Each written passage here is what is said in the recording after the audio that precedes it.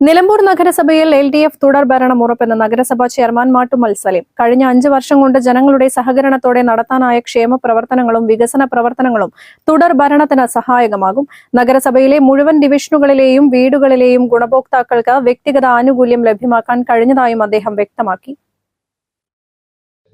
തദ്ദേശ സ്വയംഭരണ തെരഞ്ഞെടുപ്പിന്റെ നാമനിർദ്ദേശ പത്രിക പൂർത്തീകരിക്കലും അതുപോലെ തന്നെ ഡമ്മി സ്ഥാനാർത്ഥികളും മറ്റൊക്കെ പിൻവലിക്കലൊക്കെ കഴിഞ്ഞ ദിവസമാണ്.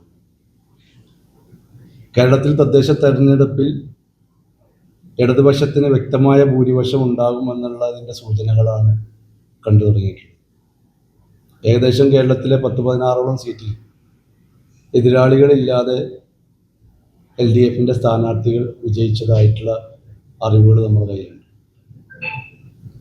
നിലമ്പൂരിനെ സംബന്ധിച്ചിടത്തോളം ഞാൻ നേരത്തെ നിങ്ങളുമായി സംവദിച്ചതിൻ്റെ അടിസ്ഥാനത്തിൽ നിലമ്പൂരിലെ UDFന്റെ അവസ്ഥ കഴിഞ്ഞ പ്രാവശ്യം എന്താണോ സംഭവിച്ചത് അത് വീണ്ടും സംഭവിക്കാൻ പോകുന്നു. അതിലേറ്റവും പ്രധാനപ്പെട്ടതെന്ന് പറയുന്നത് കഴിഞ്ഞ വർഷത്തെ 5 വർഷം മുമ്പത്തെ UDF സംവിധാനത്തിൽ എങ്ങനെയാണോ കോൺഗ്രസ് മുസ്ലിം ലീഗിൻ്റെ സ്ഥാനാർത്ഥികളെ പരാജയപ്പെടുത്തി കോൺഗ്രസിന് സ്വന്തമായി അധികാരത്തിൽ വരാൻ അവർ ശ്രമിച്ചത്, ആ ശ്രമം ഈ പ്രാവശ്യം നടന്നിട്ടുണ്ട് എന്നുള്ളത് അവരുടെ സ്ഥാനാർത്ഥി നിർണയത്തിൽ നിന്ന് നമുക്ക് മനസ്സിലാക്കാൻ സാധിക്കും.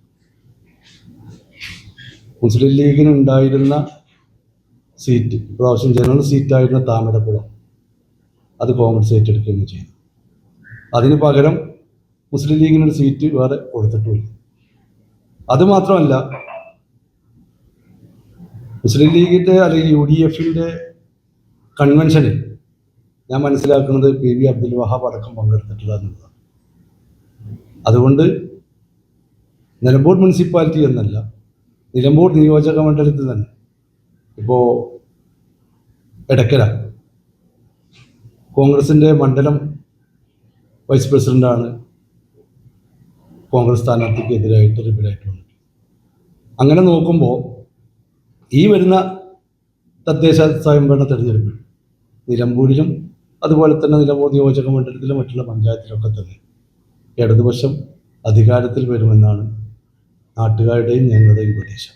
കഴിഞ്ഞ തവണ നിലമ്പൂരിൽ UDFന് എന്താണോ സംഭവിച്ചത് അത് ഇത്തവണയും സംഭവിക്കുമെന്ന് മാട്ടുമ്മൽ സലീം പറഞ്ഞു. കോൺഗ്രസ് മുസ്ലിം ലീഗിന്റെ സ്ഥാനാർത്ഥികളെ ഇത്തവണയും പരിചയപ്പെടുത്തുമെന്നും സലീം വ്യക്തമാക്കി.